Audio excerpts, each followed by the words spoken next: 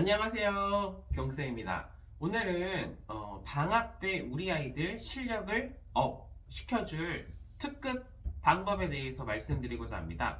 우선 우리 아이들 사실 방학 사실 쉬는 시간이죠. 왜냐면 학기 중에 굉장히 바빠요. 아침에 일어나서 밥 먹고 학교 가서 9시, 8시 반부터 거의 2시, 3시까지도 공부하고 오니까요. 그게 끝이 아니죠. 방과후 하거나 이제 돌봄을 가는 아이들도 있고, 아니면 학원에 가서 공부하고, 아니면 은미체 가서 여러 가지 소양을 기르는 아이들도 있죠.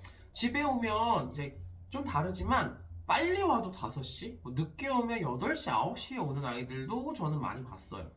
굉장히 그런 어떻게 보면 살인적인 그런 스케줄을 뛰어넘고 방학이 됐습니다. 우리 아이들 방학 쉽지 않죠. 물론 학교보다는 조금 더 여유롭게 생활을 하는 것 같긴 한데 그렇게 큰 차이는 없어요. 그래서 저는 이 방학을 이용해서 우리 아이들 그런 엄청나게 성적을 향상하는 건 아니지만 지금보다 한 단계 업 시켜줄 수 있는 비법을 설명해 드리고자 해요. 우선 저는 첫 번째로 가장 중요시하는 게 교과서입니다. 교과서를 사실 다시 그냥 훑어보는 건 큰 의미가 없고요. 교과서를 정말 있는 그대로 써보는 게 좋아요. 말이 안 되는 것 같은데 무슨 말씀이냐면 예를 들어서 이제 특히 수학 교과에 많이 적용되는데 아이들이 수학 같은 경우에 이제 문제만 많이 풀다 보니까 문장제가 헷갈리는 경우가 많습니다. 그래서 수학 익힘에 보면 문장제 문제가 굉장히 많아요. 그럼 문장제 문제만 뽑아서 직접 써보는 것만 해도 사실 문제를 못 풀던 것도 풀게 돼요. 그냥 아이들이 선생님 이거 문제 몰라요 하고 나오는데 옆에서 문제만 읽어줘도 풀어요. 그렇기 때문에 직접 써보면 또 아이들이 이거 풀 수 있어요 하는 경우도 많거든요. 그래서 수학 같은 경우를 특히 직접 문장제 문제만이라도 써보는 게 좋고요. 사회 같은 경우도 사실 개념들이 좀 복잡한 게 많아요. 특히 사회가 굵은 글씨 있죠.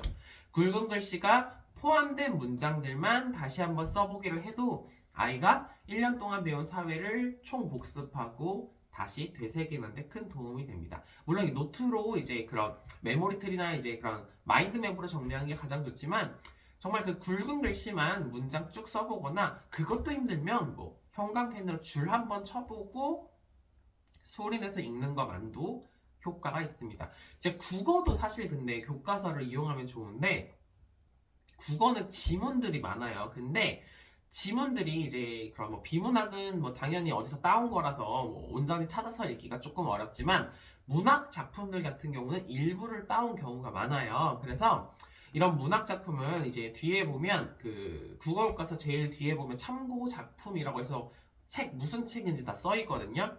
아니면 사실 검색 한 번이면 교과서 수록 도서 치면 다 나오긴 합니다. 그거를 방학 기간에 다 읽어보세요. 정말 그것만 해도 아이들은 평소 독서를 좋아하지 않는 아이들도 나 이거 책 봤던 거네 하고 정말 재밌게 읽거든요.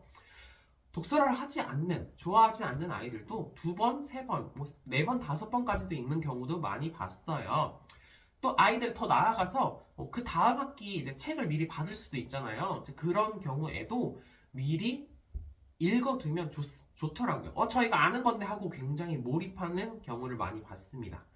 국어, 수학, 사회, 비법, 교과서 말씀드렸어요. 이거 꼭 한번 해보시면 아이가 정말 학교에서 자신감 있게 참여할 수 있어요. 초등은 자신감이 90%입니다. 감사합니다.